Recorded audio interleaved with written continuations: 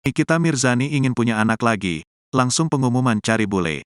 Artis kontroversial Nikita Mirzani mengungkapkan keinginannya untuk memiliki anak lagi. Ia pun langsung gerak cepat alias gersep cari bule. Diketahui, Nikita Mirzani memang belum lama bercerai, kini ia ingin punya anak lagi dari seorang bule. Namun, kini Nikita Mirzani mengungkap keinginannya untuk punya anak lagi dan langsung gersep cari lelaki bule lagi. Melansir dari laman Instastory Nikita Mirzani pada Rabu, tanggal 12 Juli tahun 2023, ia mengunggah video TikTok anak kecil berhidung mancung dengan mata yang indah. Melihat video itu, ia terang-terangan ingin punya anak lagi dengan wajah sempurna.